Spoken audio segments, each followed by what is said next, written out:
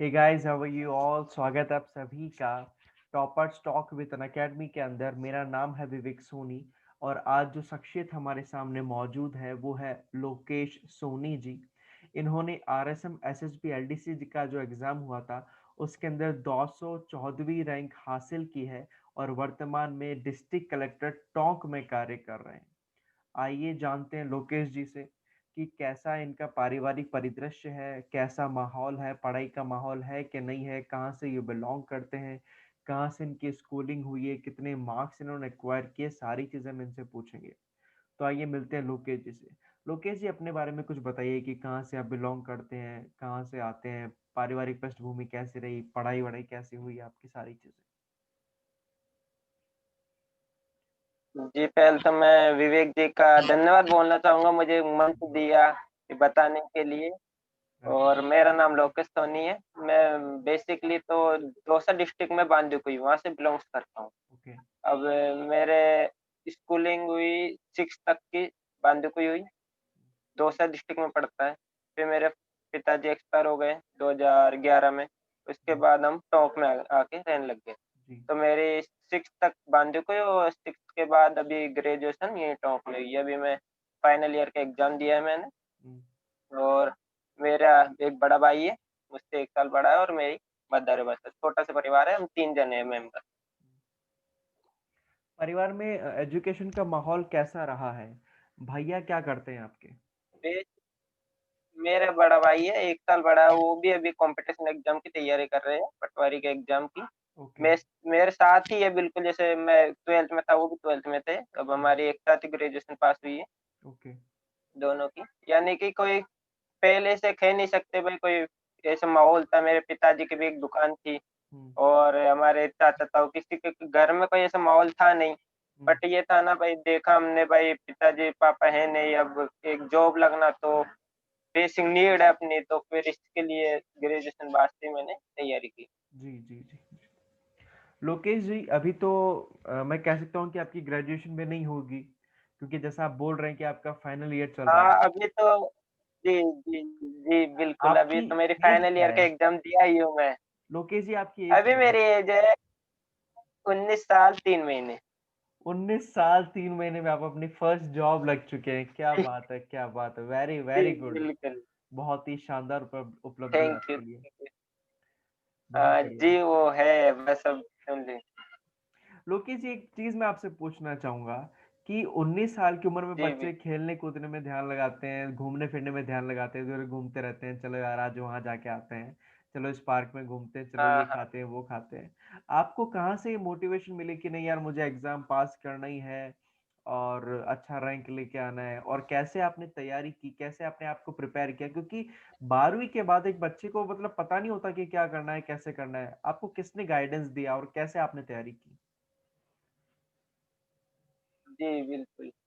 क्या है एक्चुअली मैं 2018 में ग्रेजुएशन फर्स्ट ईयर कंप्लीट हुई थी, यानी जी। एग्ज़ाम ही दिया था, अभी तक रिज़ल्ट भी नहीं आया था। हुँ। अब अप्रैल मई में हमारे एग्ज़ाम हुए, एग्ज़ाम के बाद फ्री। अब हम सब दोस्त एक साथ मिल के बैठते थे, कभी हमारे जो जिससे मैं कोचिंग पढ़ता था फर्स्ट में, उन टीचर के पास चले जाते थे। तो एक दिन 5-6 फ्रेंड उनसे मिलने गए, तो उन्होंने बताया कि अभी आरएसएस एलडीसी का नोटिफ़िकेशन आउट हुआ है, 12th इसमें अपनी वो माँगी है एलिजिबिलिटी। तो फिर हम सब ने डिसाइड किया, हमारे टीचर ने बेनी जी सोनी उन्होंने भी बताया कि ये अच्छा एग्ज़ाम है, इसको भरो और उनको विश्वास था मैं कर सकता हूँ। उन्होंने जी। फॉर्म भरते टाइम में कह दिया था, यदि तू फॉर्म भरेगा तो तेरा सिलेक्शन श्योर है। मैं सर भी कहे, फिर घर पे बताया तो मेरे बड़ा भाई, उसको भी हमेशा कॉन्फिडेंस था कि तू कर सकता है। तो बिल्कुल। उसने कहा कि ट्राई तो करके देख, ट्राई करने में क्या है, फॉर्म भर। हुँ, तो मैंने फॉर्म भरा, मेरे 4-5 फ्रेंड भी थे। हुँ, फॉर्म भरा, अब उसके बाद चूँकि एग्ज़ाम तो हो गए थे, तो हम फ्री थे, तो हमने सोचा चलो साथ बैठ के तैयारी करते हैं। जो हम 5-6 फ्रेंड थे, हमने साथ में तैयारी की। हुँ, अब करते-करते हमारे टीचर ने भी मेरे, जो जिनने कॉलेज में मेरा फर्स्ट ईयर में कोचिंग पढ़ा था, उनने भी अच्छा सपोर्ट किया। जो समझ में नहीं आता तो उन्होंने मुझे बताया। तो हुँ, वहाँ से ही मुझे गाइडेंस मिली और फिर लगता था भई घर में ज़रूरी है, क्योंकि मम्मी है, घर में इनकम हुँ, का कोई ऐसा सोर्स है नहीं, तो भई एक जॉब मिल जाएगी एक छोटी-मोटी भी तो एक अच्छा रहेगा। इस हुँ, वजह से फिर मैंने तैयारी भी की और फिर मैंने एक बार इसका सिलेबस देखा तो मुझे ईज़ी लगा भाई सिलेबस भी अपना मैथ-वैथ है जो लगभग जी। स्ट्रॉन्ग थी स्टार्टिंग से तो हम कर सकते हैं। हुँ, जिस तरह मुझे इसमें गाइडेंस मिली। जी। लोकेश जी, हम जानते हैं कि एक फादर कितना इम्पोर्टेंट होता है उनके बच्चों के लिए। आपके फादर के जाने के बाद आपने किस तरह से संघर्षों का सामना किया और कौन-कौन सी मुसीबतें आपके सामने आई? कैसे अपना धैर्य आपने बनाए रखा कि नहीं यार कितनी भी मुसीबतें आई, एक दिन जी, अच्छाई के दिन भी आएँगे, एक दिन सफलता भी ज़रूर मिलेगी और मैं पास ज़रूर होऊँगा। आप कई सारे लोगों के लिए हाँ मोटिवेशन जी। आज, क्योंकि सिर्फ मात्र 19 वर्ष की आयु में आपने एग्ज़ाम क्रैक किया है, जो लोगों का सपना होता है। मतलब 19 वर्ष की आयु में तो पता ही नहीं होता लोगों को करना क्या होता है ना? सिर्फ वो सोचते रहते हैं कि चलो ये हाँ देखेंगे, जी। अभी तो चलो 19 साल ही तो एज हुई है ना? अभी तो काफ़ी साल पड़े हैं, बाद में सोचेंगे, अभी तो खेलने, हँसने-खेलने के दिन हैं। तो उनके लिए आप बहुत बड़ी मोटिवेशन हैं। तो किन-किन संघर्षों का सामना करना पड़ा आपको और कैसे आपने सफलता हासिल की? जी, क्या 6th पास करते मेरे 7th पास करते मेरे फादर एक्सपायर हो गए थे, 2011 की बात थी।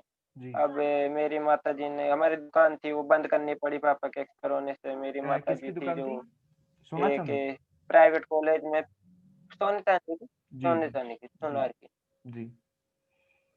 जो वो बंद करनी पड़ी फिर मेरी मम्मी को भी इतनी पढ़ी-लिखी नहीं थी कि कहीं जॉब लग पाती। हुँ, एक प्राइवेट कॉलेज में 4th ग्रेड का काम मिला, हुँ, वहाँ जाने लगी। अब घर मम्मी क्या कमाती थी, अब उस टाइम एज हमारी 13-14 साल की। मम्मी जाती थी घर को पीछे से पूरा सँभालना, यहाँ तक कि कई बार तो खाना बनाना, ये भी हम ही करते थे क्योंकि मम्मी सुबह 7 बजे निकल जाती थी, फिर 2 बजे आना, उसके बाद फिर टाइम नहीं मिलता था मम्मी को, तो कई बार यहाँ तक ये काम भी हम मैंने, मेरे बड़े भाई ने अब इस बीच पढ़ाई का भी टाइम थोड़ा कम ही मिल पाता था। हुँ, घर को सँभालने करने में टाइम निकल जाता था। हुँ, पर कुछ ने यहाँ तक कि मेरी मम्मी से ये भी कहा कि बच्चों को पढ़ाने-पढ़ाने में क्या लगा रखा है, कुछ ना सिखाओ, दुकानों पे भेजो। लेकिन मेरी मम्मी को विश्वास था कि यदि पढ़ा लूँगी तो इनका फ्यूचर थोड़ा अच्छा हो सकता है। मेरी मम्मी ने भी शुरुआत से पढ़ाई को सपोर्ट किया था। हुँ, जो इस तरह मेरी मम्मी ने वहाँ जाती, हम थोड़ा बहुत टाइम निकाल के दोनों पढ़ते। भई ये थी पिताजी के एक्सपायर होने से उनकी बहुत कमी खलती थी हमेशा। कि अभी पिताजी होते तो उनका भी सपोर्ट रहता अच्छी तरह। हुँ, इस तरह पिताजी आने के बाद ये है भाई भाई अब हौसला था भाई अब कुछ करना ही है अब, हुँ, क्योंकि मम्मी कब तक करेगी भाई, एक छोटी-मोटी जॉब तो हमको लगना ही रहेगा। इस चक्कर में फिर हम तैयारी करते गए। हुँ। बहुत संघर्षपूर्ण कहानी है आपकी, जैसे कि आप बयाँ कर रहे हैं अपनी ज़ुबान के अंदर। काफ़ी डिफ़िकल्ट होता है सारे स्टूडेंट्स के लिए, सारे उन बच्चों के लिए जिनके फैमिली में कोई गुज़र जाता है, बिकॉज़ बहुत बड़ा सपोर्ट रहता है एक फ़ादर का एक अपने बच्चों के लिए। बिकॉज़ हँसने-खेलने की उम्र में एक बच्चे को संघर्ष करना पड़ता है और इस प्रकार आपने भी संघर्ष किया और हाँ, ये अच्छी बात है कि आपने जॉब हासिल कर ली। अब आपके जी, परिवार में किसी को संघर्ष करने की ज़रूरत नहीं है, आपने कर लिया। 1-2 साल जितना भी संघर्ष किया, ये मतलब बस पढ़ाई की आपने, वो बहुत है। अब आपके परिवार में किसी संघर्ष करने की ज़रूरत नहीं है। आप ऐसे ही आगे बढ़ते रहेंगे, बिल्कुल। जी। लोकेश जी, आप हमें बताइए कि आप जब तैयारी कर रहे थे, तो क्या तरीका था आपके तैयारी करने का? मतलब कैसे तैयारी किया आपने? सिर्फ़ ऑनलाइन पढ़ते थे, ऑफ़लाइन पढ़ते थे, नोट्स बनाते थे, क्या करते थे? जी, सबसे पहले तो मैंने जब फ़ॉर्म भरा उसके बाद हम पापा फ्रेंड्स ने डिसाइड किया कि पहले तो ये देखें सिलेबस है क्या? हुँ, एक्चुअली हमारे सर ने भी मुझे कहा था पहले तो सिलेबस देखना उसके बाहर पहले सिलेबस कवर करना उसके बाहर का बाद में देखना। तो पहले हमने सिलेबस लिया और सिलेबस देखते ही एक-एक पॉइंट को माइंड में सेट कर लिया भाई ये अपने सिलेबस है कि अपन को जी, ये तो कम से कम कवर करना ही है। इसके बाहर हुँ, का बाद में करेंगे पहले तो सिलेबस कवर करना है। जी, तो पहले सिलेबस लिया, देखा उसमें तो मैथ, रीज़निंग ये थी। जो उसमें हुँ, से कुछ टॉपिक तो ऐसे थे जो मुझे स्टार्टिंग से 10th से मैथ स्ट्रॉन्ग थी, तो मुझे लगता था इसको तो अपन को तैयारी करने की ज़रूरत नहीं है, तो मैथ में मैंने ध्यान नहीं दिया। हुँ, उसमें थी जीके वगैरह हिंदी, इंग्लिश तो इसके लिए मैं एक बेसिक गाइड लेके आया था, दक्ष कंपनी की मुझे याद है आज भी। दक्ष की गाइड लाया, उसको पढ़ा मैंने एक-एक टॉपिक। बस मेरी एक विशेषता ये थी कि मैं जो भी टॉपिक पढ़ता था बिल्कुल गहराई से पढ़ता था। हमारे कोई एक मेरा फ्रेंड कहता था कि बेसिक पढ़ ले, मैं कहा नहीं जब करना है तो बस उसमें 2 दिन ज़्यादा लगे लेकिन उस टॉपिक से रिलेटेड हर एक चीज़ करनी है। हुँ, हुँ, जो हर एक टॉपिक को बिल्कुल गहराई से पढ़ा था। ये नहीं भई एक नॉर्मल एलडीसी का एग्ज़ाम है उस लेवल से पढ़ ले। जी। मैंने हर टॉपिक को इस तरह पढ़ा कि अब इस टॉपिक से रिलेटेड कोई से भी लेवल का क्वेश्चन आए मैं इसको पूरा करूँगा। हुँ, सबसे पहला तो मेरा ये रहता था। हुँ, इस चक्कर में मेरा सिलेबस भी लगभग बहुत लेट कवर हुआ मेरे फ्रेंड के मुकाबले। मेरे फ्रेंड ने 3-4 महीने में कवर कर लिया था। हुँ, मुझे उसी सिलेबस को कवर करने में 5-6 महीने लग गए थे। हुँ, इसको एक-एक टॉपिक को करता गया। हुँ, मैंने नोट्स बनाए थे ज़रूर, मैंने नोट्स जीके के बनाए थे, हुँ, मुझे याद है। जीके इस तरह बनाए मेरी जो गाइड लेके आया था उसमें से जो मुझे याद हो वो तो ठीक, जो याद नहीं होता उसके लिए शॉर्ट नोट्स बनाए। भई जब एग्ज़ाम होगा तब हुँ, इनको देख के अपन रिवीजन कर लेंगे। जी। इस हिसाब से मैंने नोट्स बनाए थे। हुँ, फिर जीके के नोट्स बनाया था मैं और एक इंग्लिश के लिए भी थोड़ी बेसिक जो मेन इंग्लिश में ग्रामर के रूल्स रहते हैं, हुँ, उनके लिए एक अलग से नोट्स बनाए थे कि जब एग्ज़ाम होगा तब इनको तो अपन को करके जाना है ही। इस तरह पहले एक बार पूरा सिलेबस कवर किया और सिलेबस कवर करने में आता है हर एक टॉपिक को गहराई से पढ़ा। जब एग्ज़ाम का टाइम टेबल आया भई इस तारीख को है, तो लगभग 15-20 दिन पहले पता चल गया था। अब मैंने सोचा अब नया नहीं पढ़ना चाहिए, जो करा उसको रिवीज़न करें। जी। तो स्टार्टिंग से यहाँ तक कि मैं ये हालत कि जिस दिन एग्ज़ाम था उससे 2-3 दिन पहले मैं बिल्कुल ही नहीं सोया था। मेरी मम्मी कहती थी थोड़ा बहुत समय का नहीं, अब रिवीज़न का टाइम है, अब नहीं रुक सकता। तो मैं 2 दिन पहले तो मुझे याद है मैं 3 दिन पहले बिल्कुल ही नहीं सोया था। मैं उसको कंटिन्यू रिवीज़न करा कि अब की बार करना है ये एक बार तो, क्योंकि मुझे लग रहा था मैं कर सकता हूँ। सिलेबस भी लगभग कवर लग रहा था। पर भाई एक प्रॉब्लम आती थी जीके में। जीके मुझे याद नहीं होती थी। स्टार्टिंग से जीके में मैं वीक ही रहा हूँ। जी। तो जैसे कर लिया फिर भूल जाता था, कर लिया भूल जाता था। हुँ, फिर ये रखा मैंने कि इसको रिवाइज़ ज़्यादा करना है, तो हर हफ्ते में हुँ, हफ्ते में करा उस संडे को रिवीज़न। फिर जो 15 दिन में हो गया उसको 15वें दिन रिवीज़न। इस तरह महीने में जीके को मैं 3-3 4-4 बार रिवीज़न में लेता था ताकि वो याद रहे। हुँ, अब इसका मेरे को रिज़ल्ट भी देखने को मिला कि स्टार्टिंग में जीके मेरे को बहुत हार्ड लगती थी, तो लास्ट हुँ, टाइम जब एग्ज़ाम आया तब हुँ, तक जीके देखता था तो फटी-फटी लगती थी, रिवीज़न में लगता था। जी। इस तरह जीके याद हुई। हुँ, इंग्लिश मैथ मेरे को स्टार्टिंग से 10th के टाइम से मेरी मैथ स्ट्रॉन्ग थी, तो मैंने मैथ का तो जब मेरा एग्ज़ाम था उससे 5-6 दिन पहले 1 दिन में केवल 1 दिन में मेरे सारे टॉपिक को देख लिए 1-1 क्या घंटे बात! जो 10-12 टॉपिक दे रखे थे हुँ, कि ये टॉपिक है। अब मुझे पता था कि मैं मैथ कर सकता हूँ, यदि मैं शायद नहीं भी करके जाऊँ रिवीज़न तो भी हो जाएगा। तो मैं हुँ, तो 1 दिन में मैथ कवर कर लिया। मैंने जो टाइम दिया वो था जीके को क्योंकि जीके मेरी हुँ, स्टार्टिंग से वीक थी जो मैं करता था पर माइंड भी मेरा ये हो जाता था डिमोटिवेट भाई क्या करूँ? कर रहा हूँ, भूल रहा हूँ, कर रहा हूँ, भूल रहा हूँ। पर जी। करते-करते ये तब करना तो है ही। जो उसको कवर किया हिंदी, इंग्लिश के लिए बुक थी मेरे पास हिंदी के राघव गौतम की, उस बुक से करा धीरे-धीरे। उसमें हुँ, कवर करके Hindi, English cover, GK cover हो गई थी मेरी लगभग हो गया था हुँ, एग्ज़ाम से 20 एक दिन पहले पूरा सिलेबस कवर, उसके हुँ, बाद 20 दिन बचे मैं उसमें भाई रिवीज़न करना है। तो मेरा रिवीज़न एक बार हुआ, जीके हुँ, बार-बार रिवाइज़ होती रही, हर 10 हुँ, दिन में, 5 दिन में, हुँ, महीने में। बचे हुए लास्ट के 20 दिन में मैंने पूरे का कर लिया।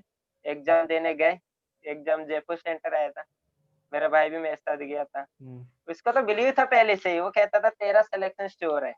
मैं कहता था भाई देखिए कॉम्पिटिशन एग्ज़ाम है, अभी कह नहीं सकते। जी। वो कहता था मुझे तुझ पे पूरा विश्वास है कि तू 100% कर लेगा। हुँ, मैं गया एग्ज़ाम दिया, एग्ज़ाम दे के जब मैं दिया उसको भी लगा कि लोकेश हो सकता है कुछ तो। मेरे भाई को बताया कि हाँ, तेरा तू जो कह रहा था उस हिसाब से सही लग रहा है और फिर रिज़ल्ट के टाइम देखेंगे। हुँ, रिज़ल्ट आया और सिलेक्शन हुआ। क्या जी। बात है! क्या बात है! लोकेश जी हमें एक चीज़ बताइए कि 3 दिन तक ना सोना एक्चुअली मैंने लोगों का एक्सपीरियंस देखा है और मेरे साथ जो बिल्कुल, हुआ है मैं भी बताता हूँ आपको कि ऐसा होता है एक्चुअली कि जब आप एक भी रात नींद नहीं लेते ना तो मतलब ब्रेन तक ऑक्सीजन नहीं पहुँचती, जो चीज़ें आ रही होती है ना वो भी भूल जाते हैं हम। तो आपने कैसे मैनेज किया 3-3 दिन तक आप सोए नहीं और फिर एग्ज़ाम दे के आ गए? बहुत ही भारी काम बिल्कुल, होता है ये। मैं 1 घंटा भी नहीं सोया था, एक्चुअल बात है हाँ, इस टाइम पे क्या है मैं भी जब स्टार्टिंग नहीं सोने लगा तो मेरी मम्मी मेरी भाई कहने लगा यार थोड़ा बहुत तो सोना ज़रूरी है। मैं कहा खूब सो लेंगे बस एक बार एग्ज़ाम क्लियर हो जाए, अच्छे से चल जाए फिर आके वैसे मैं 1 दिन पूरा सो जाऊँगा, पहले एग्ज़ाम क्लियर करना। अब मुझे भी नींद आती थी तो दिन में रात को 1-1 2-2 बजे मेरी मम्मी सिखाया था मम्मी चाय बनाओ, चाय बनाते तो चाय थोड़ा उड़ती। इस तरह 2-3 दिन मैं बिल्कुल ही नहीं सोया और जिस दिन पेपर देने जा रहा था मेरी आँखों में नींद भरी हुई थी। मेरा भाई बोला, "अब देख ले नतीजा, तू 3 दिन नहीं सोया, आँखों में नींद भरी है, तू क्या एग्ज़ाम देगा?" मैं कहा, "मैं सब एग्ज़ाम दे लूँगा।" मैं एग्ज़ाम दिया, एग्ज़ाम उसके बाद फिर मुझे लगा उस एग्ज़ाम अच्छा गया, मेरी नींद सारी उड़ गई थी कि एग्ज़ाम की खुशी अच्छी थी भाई, एग्ज़ाम अच्छा हुआ है। फिर हाँ, आके मैं सोया था, तो कुल मिला के 3 दिन मैं बिल्कुल ही नहीं सोया था। एग्ज़ाम पर मेरे को लग रहा था ये पेपर क्लियर कर लो, उसके बाद आगे वाले से मैं 1 दिन पूरा सो जाऊँगा। मैं घर वालों से ये कह के गया था, फिर हो भी गया था एग्ज़ाम अच्छे तरीके से। तो मेरे मेरे भाई को कहा कि अब मेरे पास खूब टाइम है, मैं आराम से 2 दिन 3 दिन सो सकता हूँ, मेरी नींद पूरी कवर कर सकता हूँ। क्या बात है! कितने मार्क्स आए थे आपके फर्स्ट पेपर में? मेरे 200 नंबर था जिसमें से 142 मार्क्स थे। क्या बात है, क्या बात है! बहुत अच्छे मार्क्स थे आपके, काफ़ी अच्छे मार्क्स थे। बहुत-बहुत धन्यवाद मोहित जी अपना एक्सपीरियंस हमारे साथ शेयर करने के लिए, अपने बारे में बताने के लिए हमको। अगले हिस्से में जानेंगे मोहित जी से कि किस प्रकार का एग्ज़ाम का पैटर्न आता है, क्या-क्या सिलेबस रहता है, किस प्रकार से इन्होंने तैयारी की, कौन से सब्जेक्ट को ज़्यादा वेटेज दिया और किस सब्जेक्ट को किस तरीके से पढ़ना चाहिए, कौन-कौन सी बुक्स इन्होंने फ़ॉलो की, टाइपिंग के लिए क्या तरीका था इनका, सारी चीज़ें हम पूछेंगे लोकेश जी से। मिलते हैं आपसे अगली कड़ी में। तब तक के लिए धन्यवाद आप सभी दर्शकों को जो हमारे साथ बने हैं। धन्यवाद लोकेश जी आपको भी कि आप हमारे साथ बने रहे और अपने जो सुझाव है धन्यवाद। वो हमें दिए, अपना एक्सपीरियंस हमसे साझा किया। मिलते हैं आपसे अगली कड़ी में। धन्यवाद। Okay, thank you, thank you.